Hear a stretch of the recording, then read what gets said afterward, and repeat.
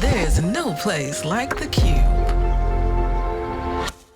I think sometimes people enter into difficult conversations and they haven't really even clarified their own feelings, what they're trying to get out of the situation, what they're asking for. And that is not the most ideal space to be entering into what can already be a sensitive and vulnerable place.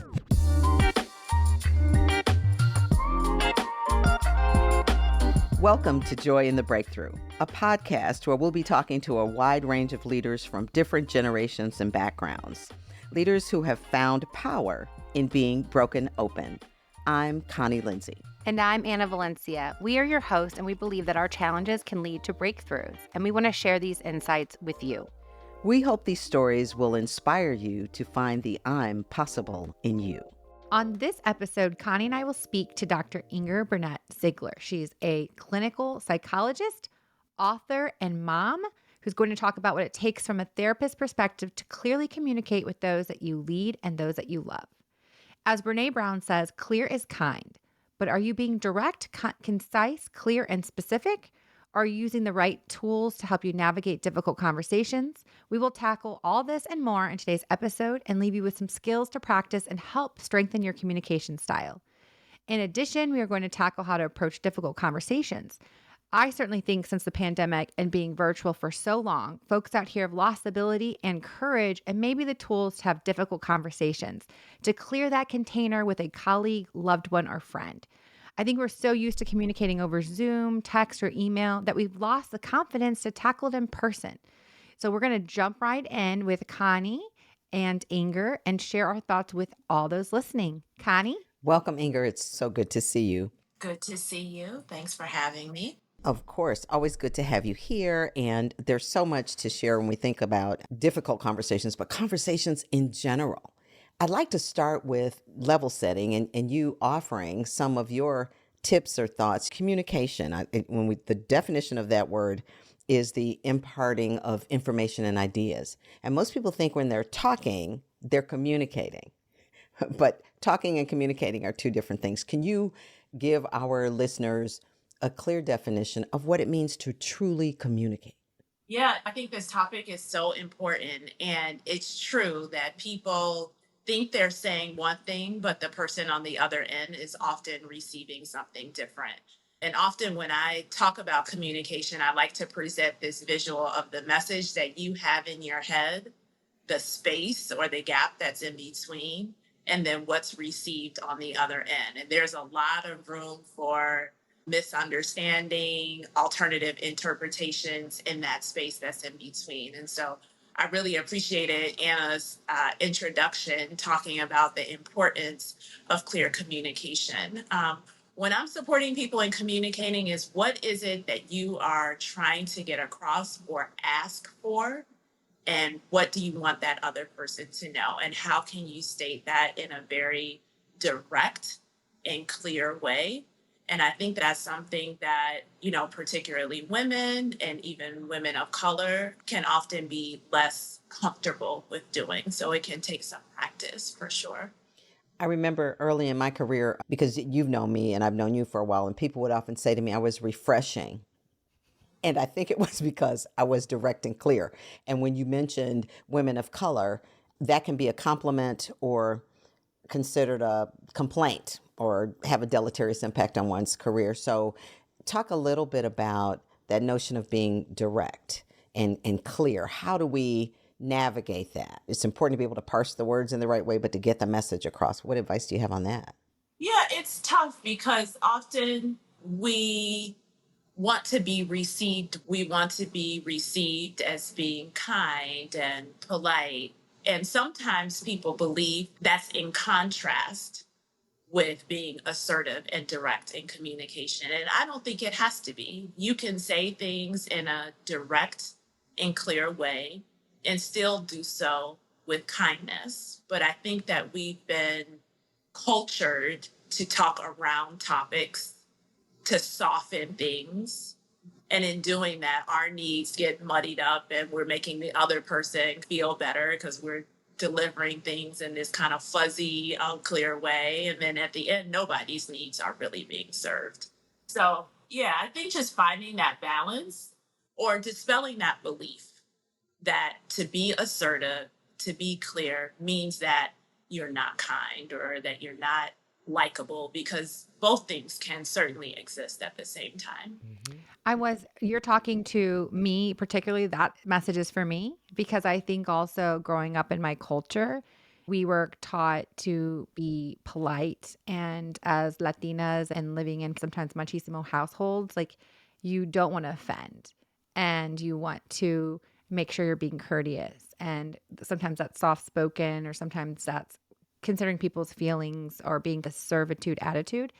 I would love to hear for our listeners to hear a little bit about your background and how your lived experience has also shaped the way you communicate and why you decided this pathway, because I think it does really determine your lived experience of how confident you are in your communication skills too. Yeah, you guys know I'm a child of the South Side of Chicago, the daughter of two educators. My mother was a CPS teacher for her career. My dad was a CPS teacher turned principal.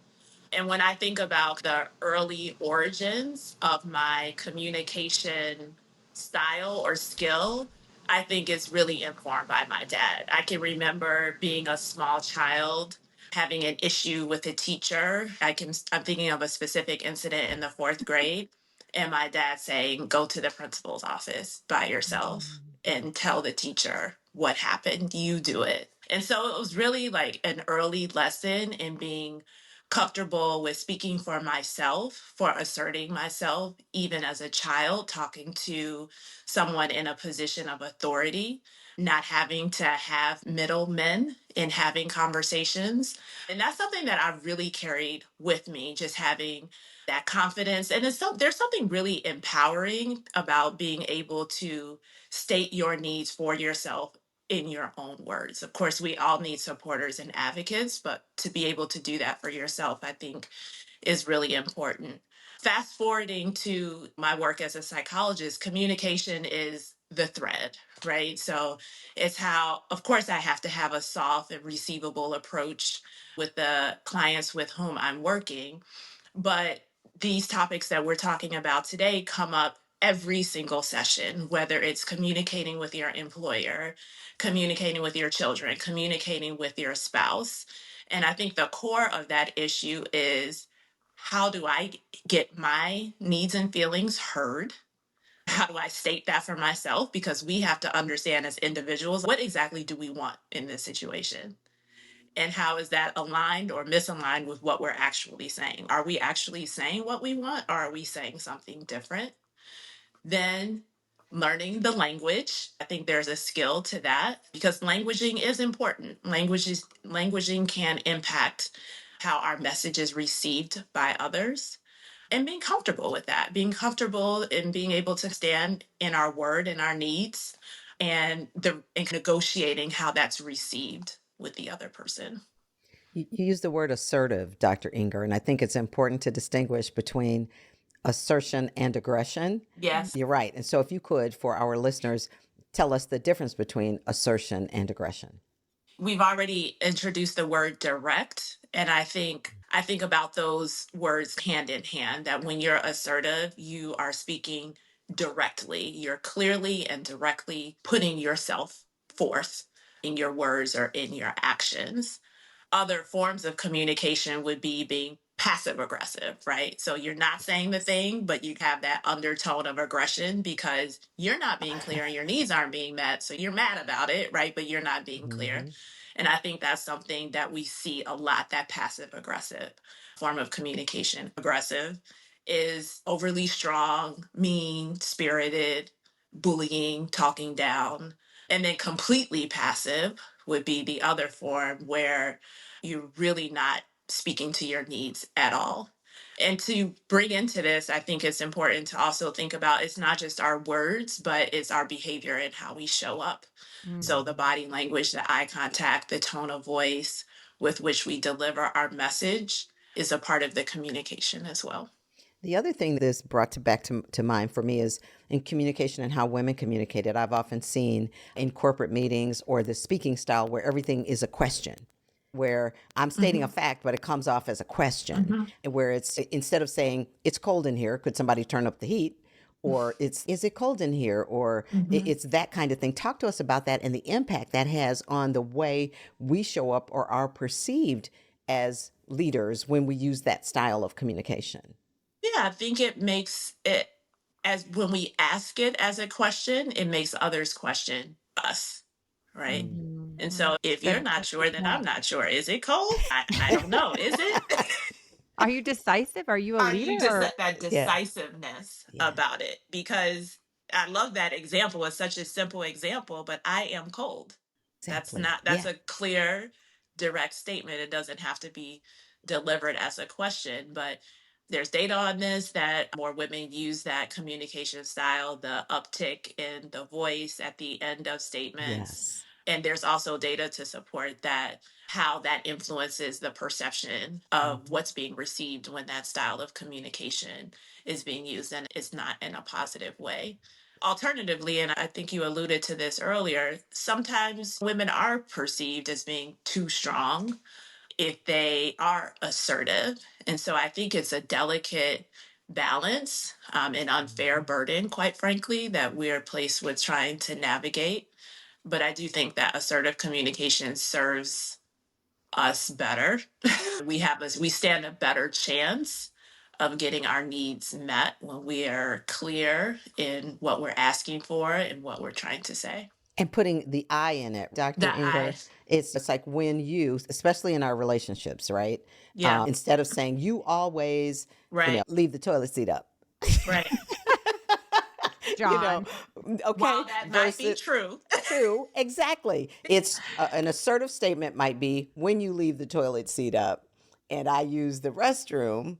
I don't want to make this an X-rated conversation, but right here is the impact on me. It's not right, judging that person. It's Yes, that's saying a great point, Connie. when you do this, right? And we get in our relationships because it is we sandbag people oftentimes, especially our loved ones, because we'll let stuff build up and then all of a sudden we have a conversation and you always do this and you always do that. And it's rare that anybody always does anything. So that assertive language, and I wanted to use that's a rather perhaps crude example, but certainly drives the point home, Dr. Inger, in terms of the language we use to say, how do I get what I want without being at war with people all the time?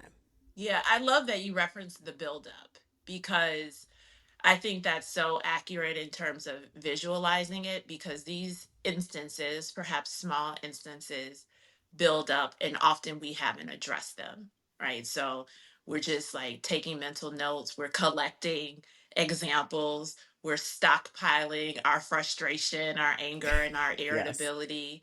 And then when we finally say something aggressively, perhaps, it's not just that incident, but all of the other incidents that we've stockpiled. And so there's a mentality around picking your battles, but also there's some value of addressing things right in the moment before there's an opportunity for that buildup as well.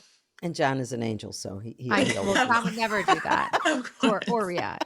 But I wanted to go into this a little bit deeper too about these crucial conversations that we talk about. Why do you think people I know there's folks that are conflict avoidance, but why do you think people, and a lot of women leaders do this, don't want to have these crucial conversations, difficult conversations, and they let them linger?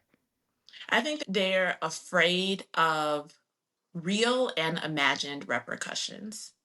And a part of the work that I'll do if someone presents this type of situation in therapy is to parse out what are the fears, what are you imagining could happen, and what is the degree of likelihood that these worst possible outcomes or these fears might happen.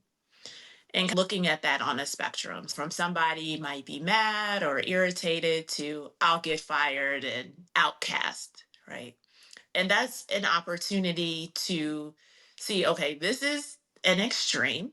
Here are some possible, but not guaranteed, milder repercussions. And if that were to happen, can you tolerate that? And particularly when you start shifting your communication style, the people around you shift too, right? Because they're used to you being passive. They're Mhm. used to you not clearly stating your needs. And sometimes people are okay with that because it works for them. Tolerating that you're shifting the whole kind of ecosystem of the people that are around you and being okay with that. Say, yeah, things are different now. I speak up for myself now. That's Right. okay. I think is a part of the picture as well. Or the other side, because I've met people for whom everything is a battle. Oh, Hmm. yes, And I right, definitely have you that right, person. Woo! Yeah, Anna, we have, and in workplace, it's you cannot. Everything is a battle. You're trying yeah. to get to Aggressive, aggressive. Aggressive, all the aggressive. time, That's right? right. It's like, how do we deal with those people? One of my favorite phrases is "help me understand," but Yeah. certainly in those right, help me I understand borrowed versus that from you, okay, Connie. you teach me a lot about good communication. But how do we deal with those people for whom everything is a battle? Aggressive, as Anna said it. Yeah. Yeah, those individuals are tough. And I think the how to manage them, I think depends on the type of relationship. Is this a peer relationship? Is this a supervisor supervisee relationship? But I think our own, regardless of that, I think our own emotional intelligence helps us to respond in the healthiest way to those types of encounters. It allows us to pause and not Mm, react with aggression, right? And sometimes people will match your energy, if you will, if yes. you don't engage in the entanglement. And that Mhm. gives more space for at least to start moving in the right direction. So Mm. I think the best I can say there is just pause, allow some space, use Connie's line, help me understand what is happening here. And it's that self-emotional You regulation. seem very upset. There you Yes. go. Right, And it's that exactly. self-emotional regulation that we talk about, your internal Hmm. equipoise, Connie, Yes. to really There you tap go. into that deep, calm strength that nothing can move Yeah. or shift in you. Yeah. Yes. That I also Hmm. have to do that breathing heavily, or sometimes remove myself from the space because I am, Yeah. that is Yeah. one thing that I'm working on is my self-emotional regulation of getting my emotions Mm. in front of me and get out in front of me. And so sometimes it's me having to maybe leave the space or remove myself so that I won't say something that I regret to my husband in the heat of the moment, or to my child who likes to test my patience daily, or to an aggressive team member. And I think one of the things I love that you said, how you work with your clients about what is imaginary, what are the scenarios. I know I've often called Connie to role play.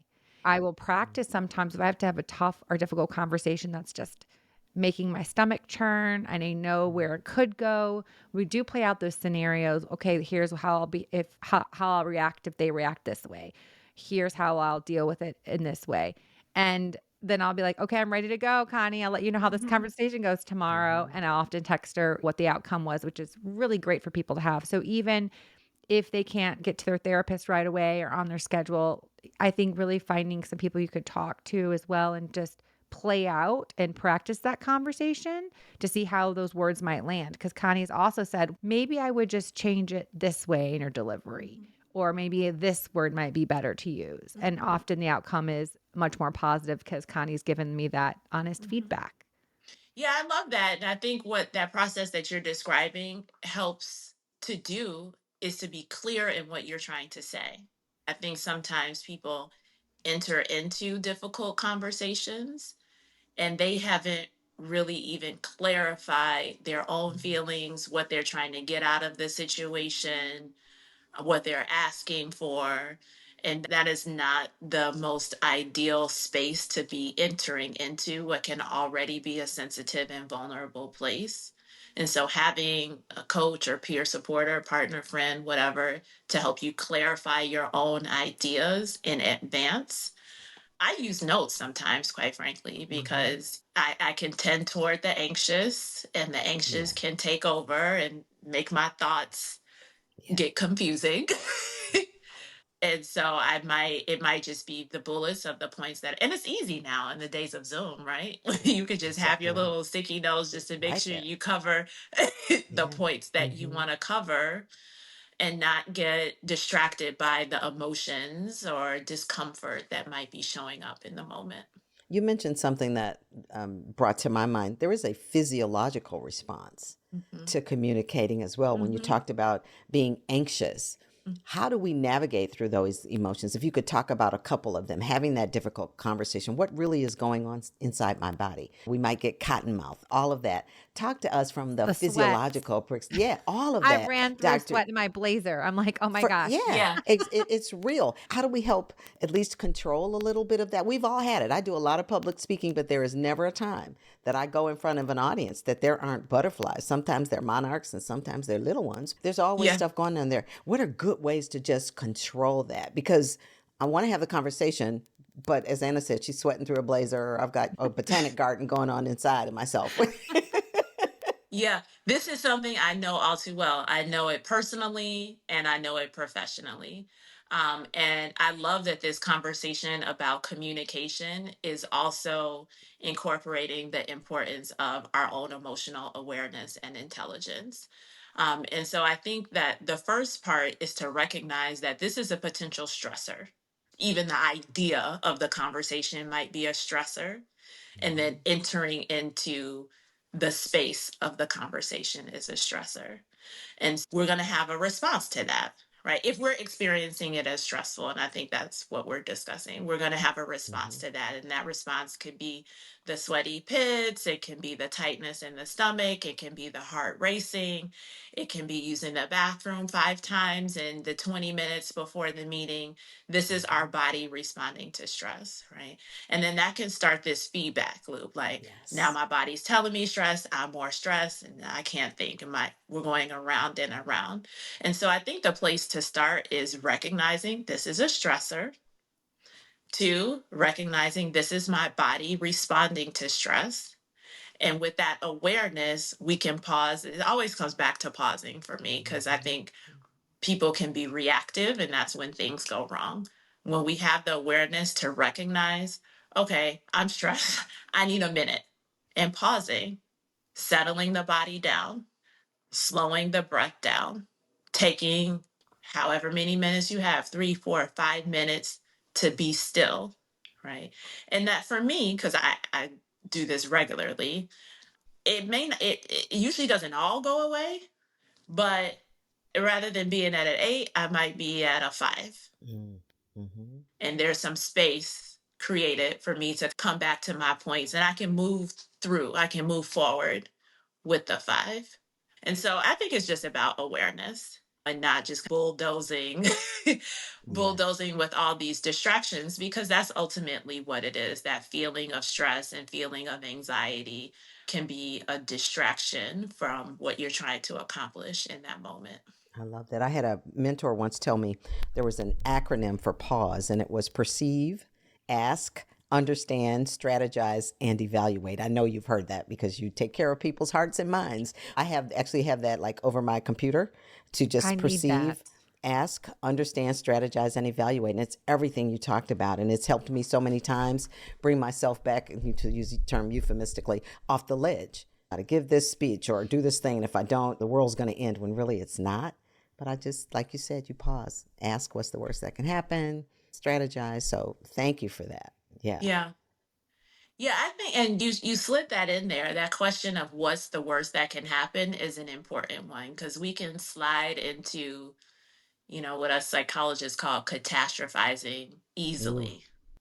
Like Oh, and then just we're, spirals. And then this will happen. I do that often in my head. I yeah. play all those yeah, hoops and reels over and over, and it can just suck the joy out of your life if you just keep yeah, if you let it consume you like that.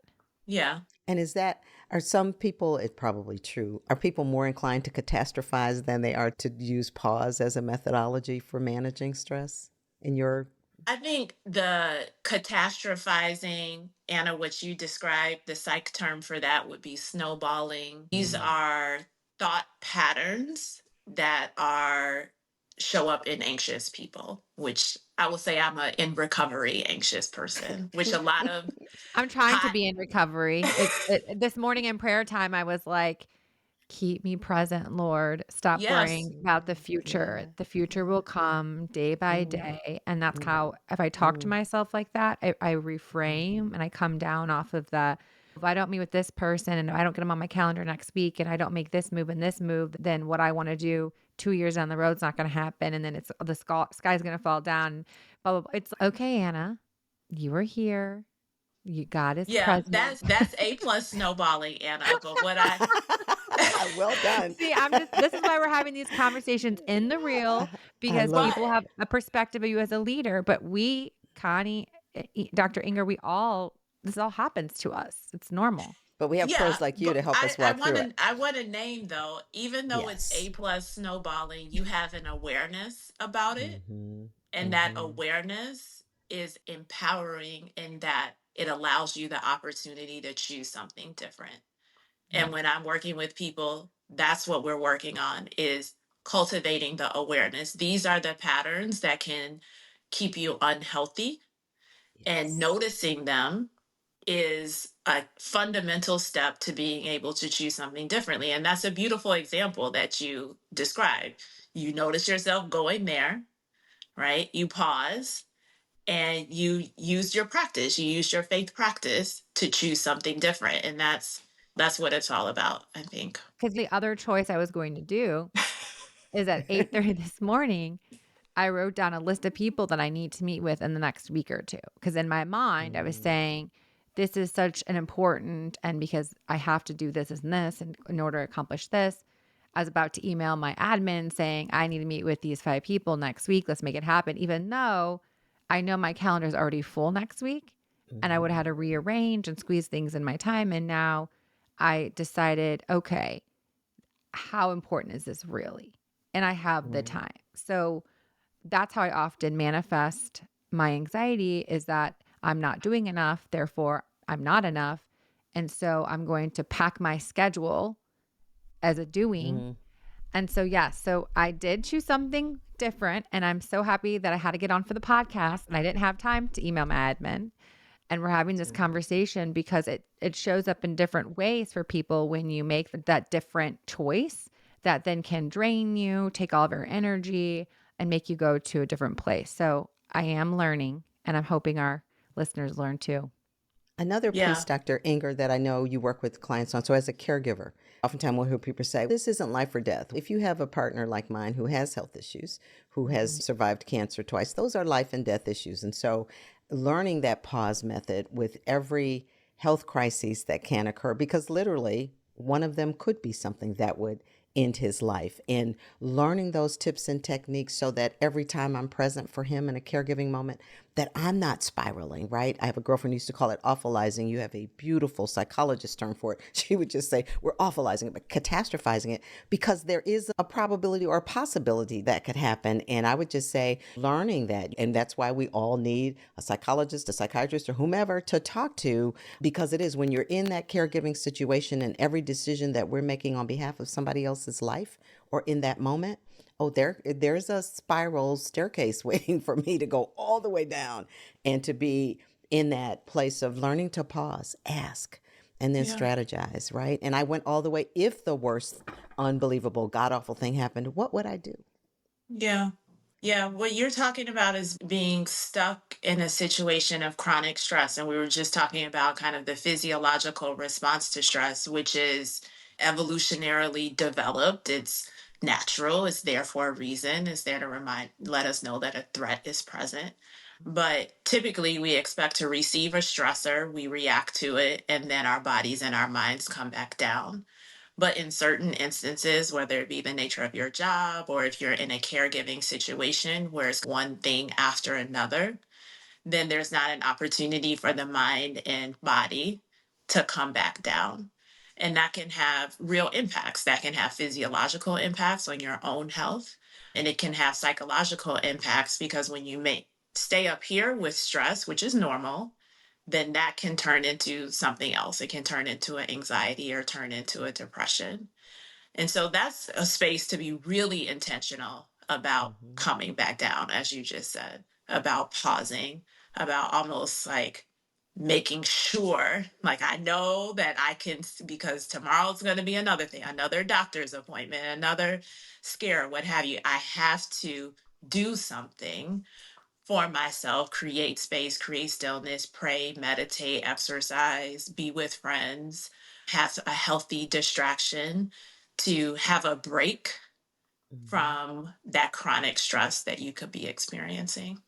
Dr. Inger, I heard last night because you were an amazing on the Thresholds event last night. I know you're the board chair of Thresholds, which is a great organization that helps those with mental health. They said you were writing a new book, and I had no idea. I know you've already written one, which I have right Yes. here, everyone. Nobody Nobody knows. knows the trouble I've seen, the emotional lives of Black women. What? Can you give us a little insight to the book you are writing now? Yeah, so it's in the early phases. So I want to preface it by saying that. And even though I felt a little anxious when our wonderful CEO named that Mark. publicly, I know I said, you know what, I'm going to claim it as an opportunity for manifestation and put it out into the world, and it will be. But this book is about the Black maternal health crisis and my personal journey through a traumatic birth experience with my beautiful daughter, Grace, and the ways that stress, trauma, racism in the healthcare system, all of the demands that we as women, Black women, women of color experience that not only impacts our mental health, but also our physical health, that in our physical bodies that have real impacts on the birth experience. Similar to the last book, I'll be laying it all on the line in terms of my own journey, but also incorporating journeys of friends and people in my practice, because unfortunately, far too many Black women have experienced challenges in their pregnancy, whether it be conceiving, during pregnancy, or postpartum. And what we see, Dr. Inger, is it doesn't matter about the economic status of the woman, That's right. right? Thank you for That highlighting if that. we are That's right. if we are a Black woman millionaire, we're not heard or believed. And so even for Right. women of high net worth who happen to be women of color, the risk isn't diminished in any Right. way. So that's yeah. I'm so excited that you're going to share that wisdom with the world. And thank you for giving us a little insight on it. As we wrap up, I would love to ask if you have any resources for our listeners where they could go to find someone to speak with, especially, if they're a woman of color, to find a great therapist or psychologist to talk to. Yes, Dr. Joy Harden Bradford. She has a wonderful online directory of Black women therapists on her Therapy for Black Girls site. So I would start by sharing that. I think that's an incredible resource. Outside of that, I think an underutilized resource that many people may not be aware of is through your EAP at your employer. I have a lot of good personal friends that have been able to find providers of color that you get a certain number of free sessions and then continue on if needed. So I would recommend that. And another option is also asking your primary care provider for resources. But the conversation around mental health, particularly mental health of women and women of color, is really being elevated. So I think it's an exciting time for that. There are lots of online groups and resources that can help to create community so that we know that we're not alone and that a lot of people are trying to figure out and sort through the same things. And I think that can help us cope as well. And we have each Wonderful. other, thank goodness. We have each other. That's Thank right. goodness. We have Thank each you. other.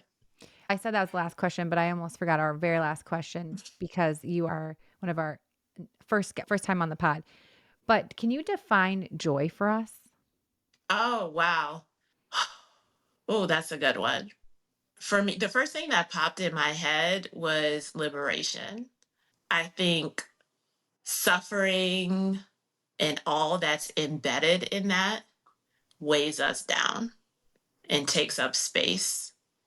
And joy is freedom from that.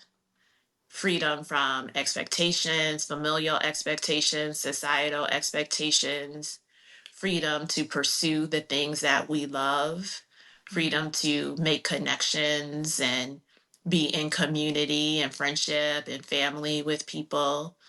And everybody doesn't have that. Some people are burdened down by other things. And of course, you guys know best, there's a lot of societal and structural reasons for that. And so when I think about joy, I think liberation of all the muck, I love that. That is space beautiful. liberation. Yeah. That is beautiful. For off the top of your head, that is a great definition. We're going to end this pod like we do every time with a say less from Connie. She always blows us away with a word to end our day. Connie? Dr. Inger, it's always a blessing and a privilege to hear from you. Thank you for what you bring to the world. You bring us joy. So thank you. I chose a real simple word. I know usually you all are accustomed to me using something Greek. Today's word that I chose in honor of our guest is listen. Listening is an active process by which we make sense of, assess, and respond to what we hear. My grandmother would always say God gave us 2 ears and 1 mouth so that we could listen twice as much as we speak. So I think listening, let us listen to one another. Let us assess what we hear. And in the biblical context, listening is also associated with obedience. So let us carefully mind and guard our ears so that what we hear is nourishing to our spirit and our soul. May we listen to one another and lead with love. Thank you. Thank you so much, Dr. Inger. You will definitely have to be on again. We appreciate you taking the time to fill our hearts and soul, and we hope that our listeners enjoyed this episode too. This is Joy in the Breakthrough. Thank you, everyone. Thanks, everybody. The Joy in the Breakthrough podcast is hosted by Anna Valencia and me, Connie Lindsey. And podcasting is a team sport, so thank you to our dream team, our producer, Anna DeShawn, our editor, Laura Jimenez, our video editor, Joelle Ortiz. To learn more about today's guests or the show, visit our show notes on our website, joyitbpod.com, and on Instagram at joyitbpod. Joy in the Breakthrough is a production of The Cube, spelled with a Q. The Cube is your #1 curated platform to discover the best BIPOC podcasts. Support this show and more like it by joining the Cube app and follow the Cube across social media at the Cube app. Thank you for listening, and we'll talk to you again on the next episode.